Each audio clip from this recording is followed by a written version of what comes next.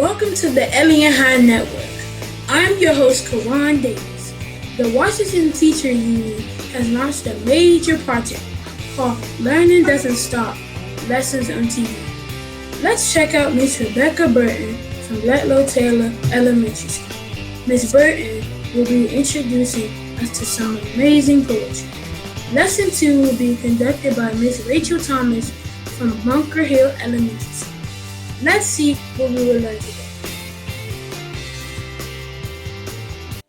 Hi everyone, my name is Miss Burton and I am the librarian at Ludlow-Taylor Elementary School. A big hello to my friends, the academic warriors at Ludlow-Taylor, and of course a special hello to all of my friends throughout Washington, D.C. Hope everyone is staying safe, staying indoors, and washing your hands. All right, today we are going to be learning about parody poems.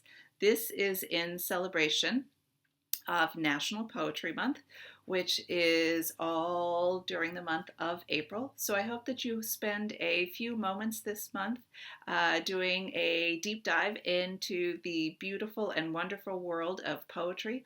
I know that poetry has meant a lot to me throughout my life, and I hope that you either continue to further your love of poetry, or perhaps this will spark an interest in you. All right, there are many different types of poems. Today we are going to be talking about parody poems. So that we can understand exactly what that means, let's define our terms. All right, parody poems.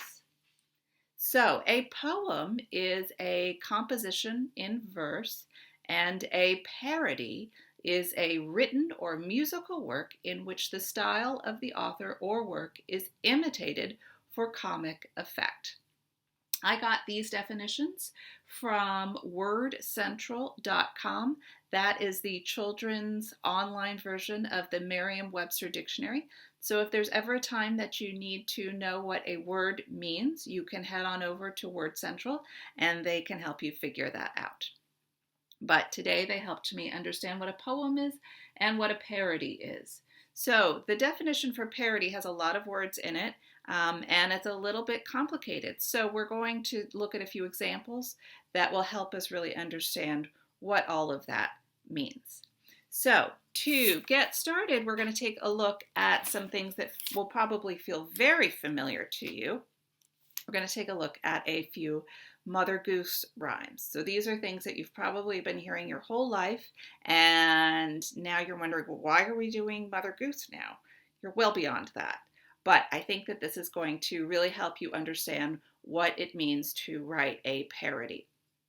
This Mother Goose version is edited by Iona Opie, and the illustrations are by Rosemary Wells.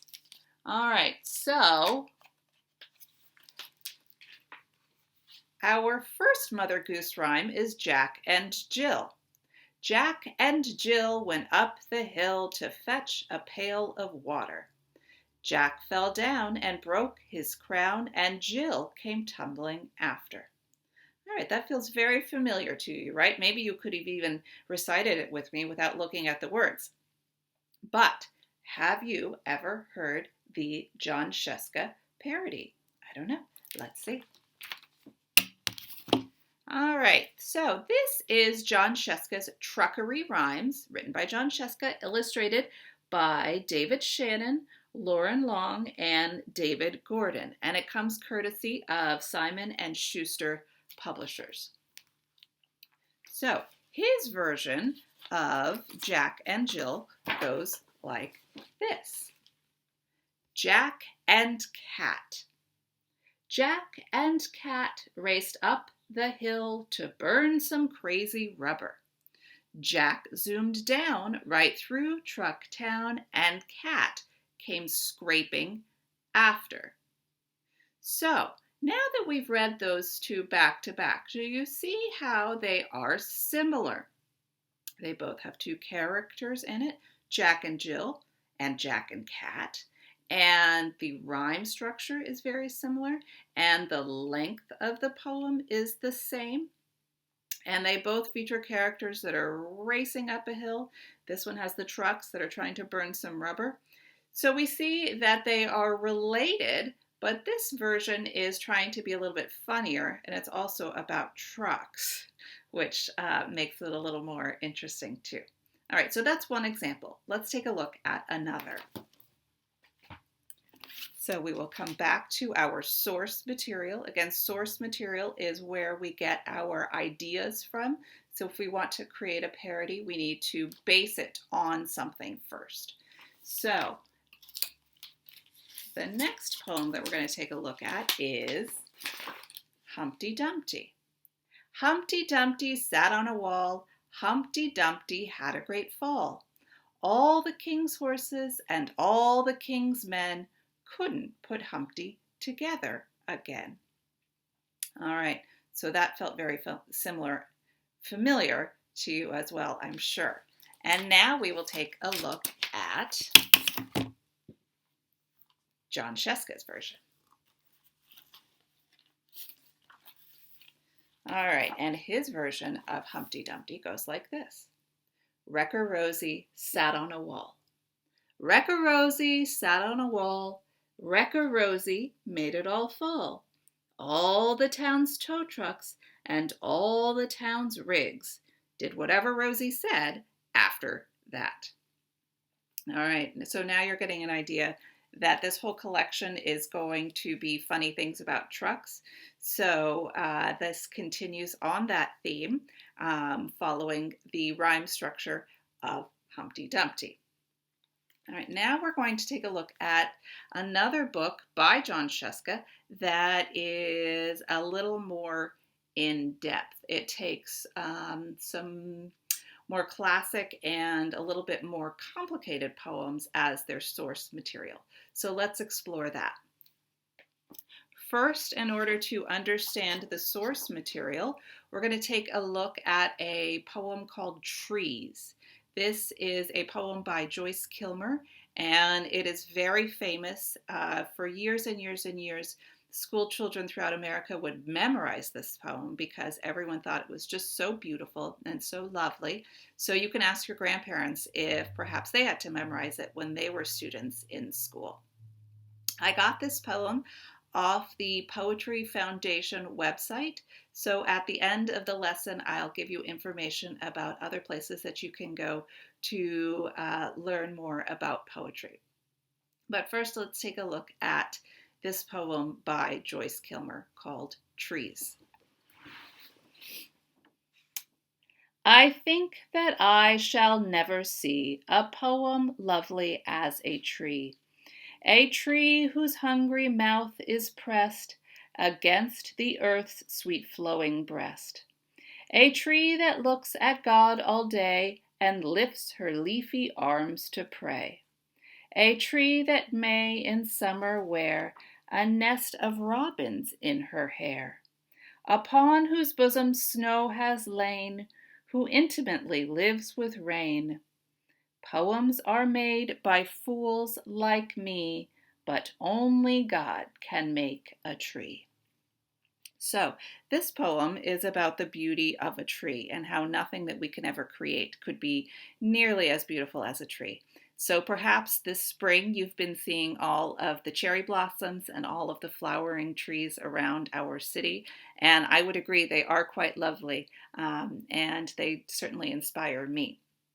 So they were the inspiration for Joyce Kilmer's poem called Trees. Now this poem is a pretty serious poem about the beauty of the natural world, about trees, and how inspired the poet is by them. Now Jon Scieszka, because he likes to do funny things, did his own version of that. So we will take a look now at his book called Science Verse. Again, it's written by Jon Scieszka, and the illustrations are by Lane Smith. And this book comes to us courtesy of Viking Publishers. So keep the idea of the seriousness and the beauty of Joyce Kilmer's Trees in your mind, and then see what you think of Jon Scieszka's version. All right, and this is called Lovely. I think that I ain't never seen a poem ugly as a spleen. A poem that could make you shiver like 3.5 pounds of liver. A poem to make you lose your lunch, tie your intestines in a bunch. A poem all gray, wet, and swollen like a stomach or a colon. Something like your kidney, lung, pancreas, bladder, even tongue. Why you turning green, good buddy? It's just human body study. All right, so that is John Sheska's version of trees. So did you notice that the poem was the same length?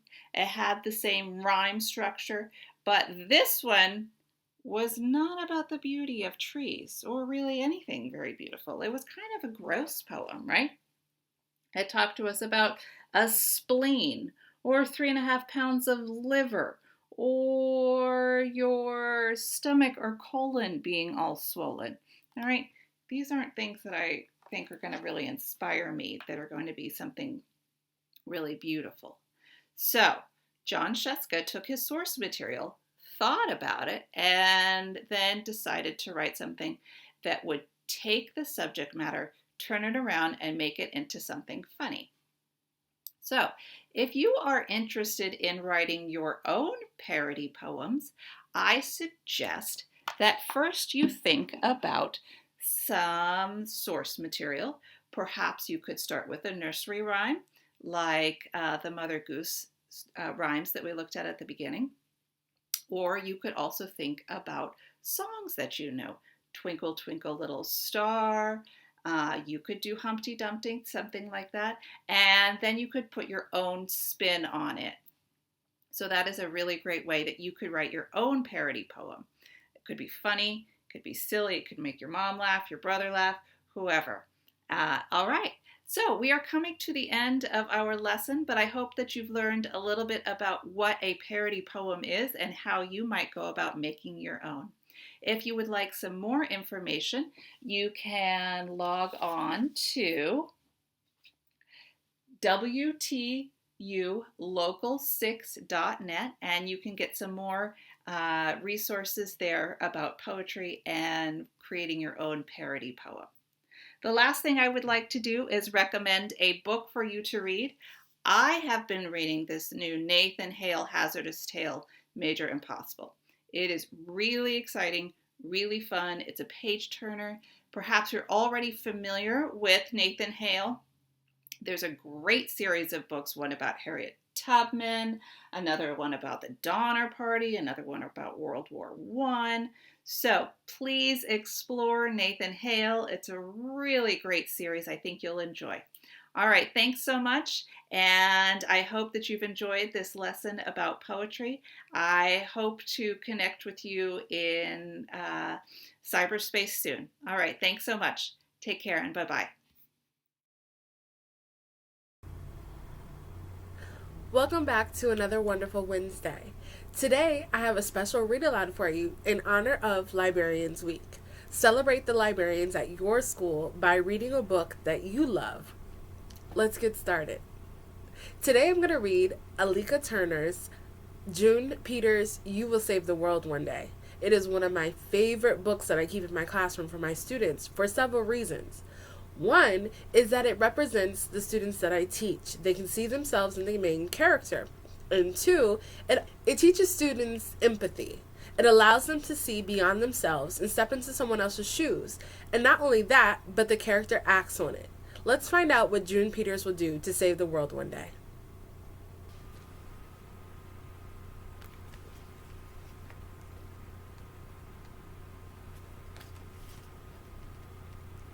June's smooth chocolate skin and head full of curly, sandy brown hair made her as beautiful as the summer month she was named after. She made you as happy as you would be on a perfect summer day on the front porch drinking freshly squeezed lemonade. June was a fearless giver from the heart and very wise beyond her years, at only 10 years old.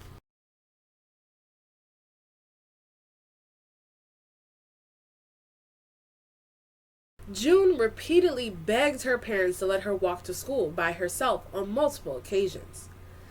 "I'm in the 5th grade," she said. June had always been a very good student. She received excellent grades in school and never got in trouble. I am responsible," she said. June was much more responsible than her older brothers. She did not have to be told to clean her room or do any of her chores around the house. "I don't have far to walk," she said. June made a strong case, especially considering that her school was only 1 block away from their home. Finally, her parents agreed to give her a chance for 1 week.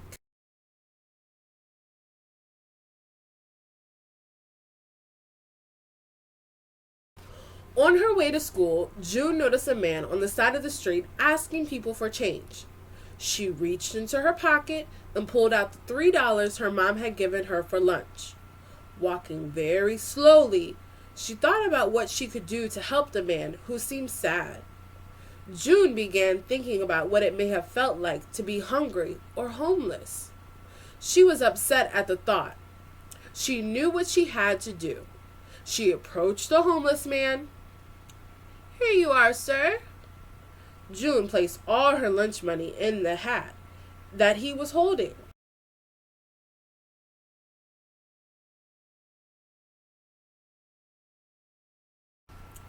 "Bless you, child. You have no idea the difference you are making. Thank you." The homeless man was beyond grateful for June's kindness. He continued to say thank you even as she walked away. Although now June would have no money for lunch after giving away all hers, she felt so good inside that she skipped the whole way to school, smiling from ear to ear.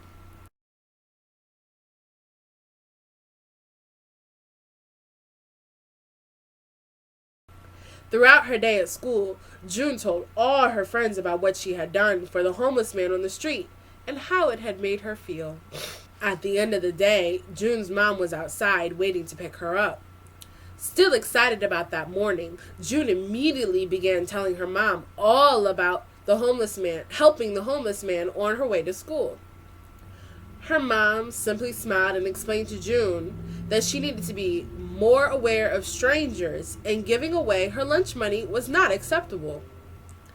Her mom began talking in a very stern voice.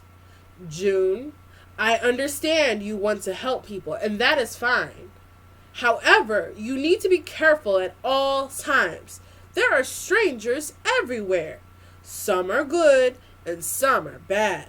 Your dad and I decided to let you walk to school because you proved to us that you were responsible."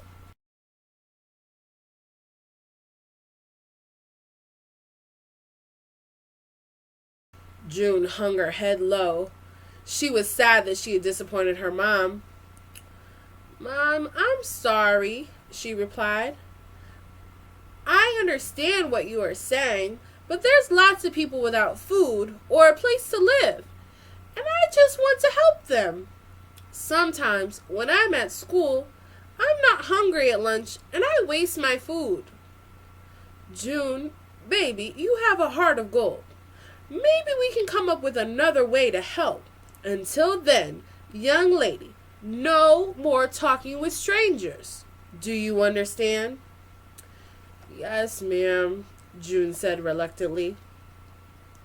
June did not really understand why her mom was so upset, but she agreed that she would no longer give lunch money away or talk with strangers.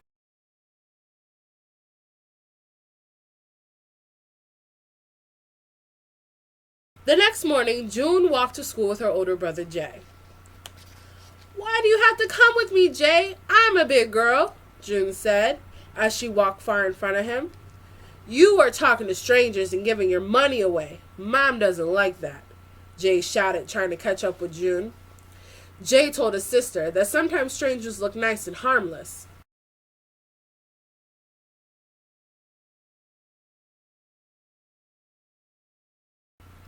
He explained, "Some of those strangers are not so nice. It's best that you don't talk to anyone on your way to school."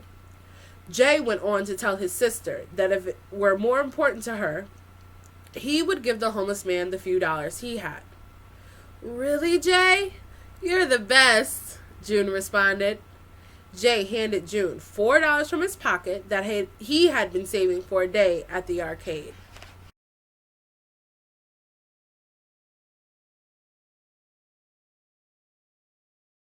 June noticed the homeless man from the other day. He was sleeping. She did not want to wake him, so she gently placed the dollars from her brother into the man's hat. As she turned to walk away, she heard the man say, "Thank you, young lady. You're remarkable, and you will change the world one day."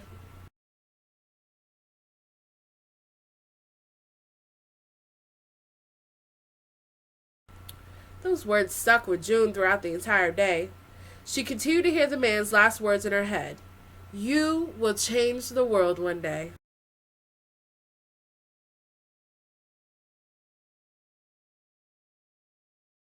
Every night at dinner time, for as long as June could remember, her family would take turns talking about the good things that happened that day. June loved doing this. She always had something incredible to share, and that evening was no different. "June, baby, it's your turn," her mom said. She began by telling her parents that she was sorry for talking to strangers and giving her money away. She also shared with them that she had figured out a way that she could help people. "Mom, Dad, I want to make lunches for the homeless and give them out. June, what you just shared with us is amazing. Your dad and I would love to help. We can make a whole day out of it and invite the neighbors and your friends to join," her mom proudly responded. "Count us in, June," Jay said.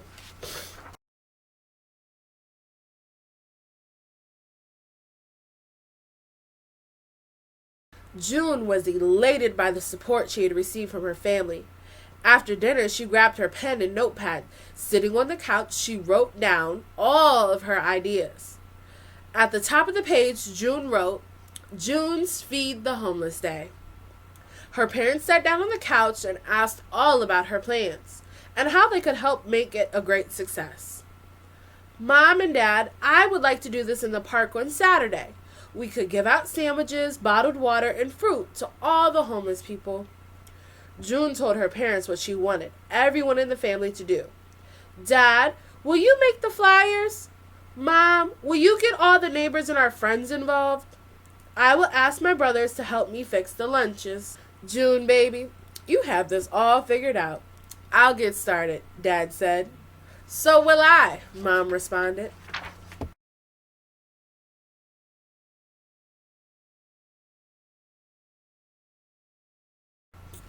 A few days before June's big event, she went with her brothers around the neighborhood. They passed out flyers to everyone and made sure to give each homeless person one too. June noticed that the man she had helped sitting at the bus stop. "Hello, sir. I would like to invite you to my event at the park this Saturday," she said as she handed him a flyer. The man looked over the flyer and immediately looked up, smiling at June. "Young lady, I told you that you would change the world one day. I will most certainly be there."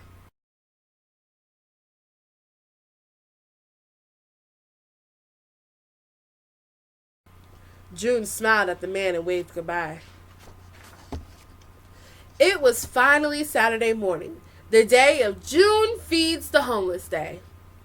June and her brothers had been up all morning making lunches. Her parents were steadily packing the car with everything they needed.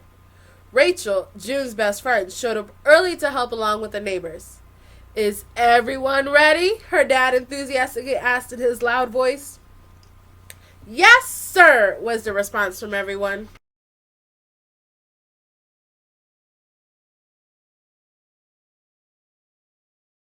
As June, her family, and neighbors and friends pulled up to the park, they noticed a long line of homeless men and women already waiting.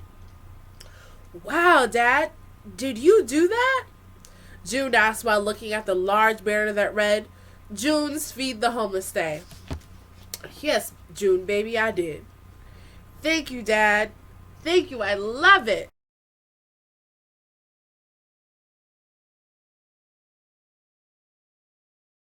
All of June's family and friends began passing out the lunches. Everyone was pleased and very impressed that such a young girl could have a big heart. June could not stop smiling. "Hello, young lady," a man said, standing next in line for his lunch. June looked up and noticed that it was the man she had been giving her money to the last few mornings before school. "Hello, sir. I was waiting for you. I have a special lunch just for you." June handed him a big bag from under the table. The man looked inside and smiled at June. "Bless you. I told you that one day you would change the world." The end.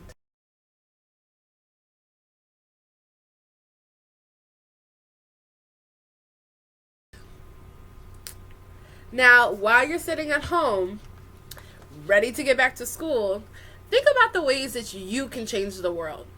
But that could mean the world as in your house, within your family, maybe between your friends. How can you make your world a better place? Thank you for joining me today for this Read Aloud. And again, happy Librarians Week. See you next Wednesday.